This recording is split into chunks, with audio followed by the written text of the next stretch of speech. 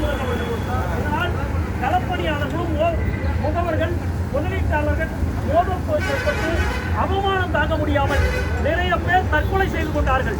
எனவே எங்களுடைய முதலீட்டு பணத்தை திருப்பி வழங்க வேண்டி பல்வேறு கட்ட போராட்டம், செவி அலுவலக முற்றுகை, உண்ணாவிரத போராட்டம், பிரதமர் அவர்களுக்கும் உச்சநீதிமன்றத்திற்கும் தபால் அனுப்பும் போராட்டம், இதே ராஜரத்னம் ஸ்டேடியத்தில் கடந்த ஆண்டு உண்ணாவிரதம் இருந்தோம். ஆனால் அரசு இதுவரை செவிசாய்க்கவில்லை. எனவே எங்களுடைய நலனை கருத்தில் கொண்டு உடனடியாக முதலீட்டு பணத்தை திரும்ப கொடுக்க வேண்டும். மாண்புமிகு தமிழக முதல்வர் பாரத பிரதமரின் கவனத்திற்கு கொண்டு செல்ல வேண்டும். இல்லை என்று சொன்னால் வரும் தேர்தலில், சட்டமன்ற தேர்தலில் ஆளுங்கட்சிக்கு எதிர்ப்பாக வாக்களிக்கின்ற ஒரு நிலைமையை எடுப்போம்.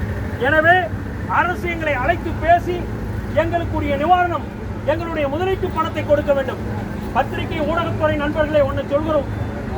அதாவது தமிழ்நாட்டில் மட்டும் 1 கோடி நபர் 10,000 கோடி ரூபாய் முதலீடு செய்துள்ளார்.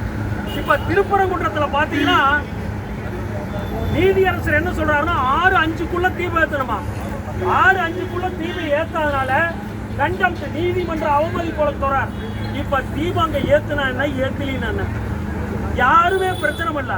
ஆனா உச்ச நீதிமன்றம் 9 ஆண்டுகளாகியும் ஒரு உச்சபட்ச நீதிமன்றம் முதலீட்டாளருக்கு 6 மாதத்தில் பணத்தை திருப்பி கொடுக்க சொல்லுச்சு. 9 ஆண்டு இருக்கீங்களே, அப்ப செபி லோதா மீது நீதிமன்ற அவமதிப்பு தொடர வேண்டும் மாநில அரசு. இதைத்தான் கேட்கிறோம்.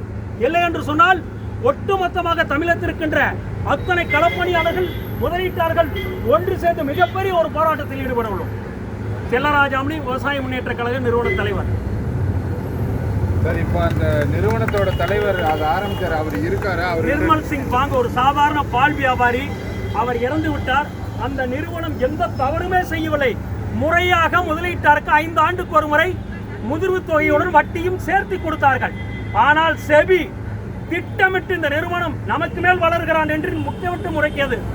இதுக்கு முழு பொறுப்பும் செபிதான். லோதா கமிட்டியும் செபியும் காலம் தாத்தியோடு தான் கண்டிக்கிறோம். நிறுவனத்தின் மீது எந்த தவறும் இல்லை. நீங்க இன்னைக்கு பிஎஸ்சிஎல் நிறுவனத்திலேயே மீண்டும் திருப்பி ஒப்படைத்தால் 6 மாத காலத்தில் அனைவருக்கும் பணம் வீடு வருத்தி வரும்.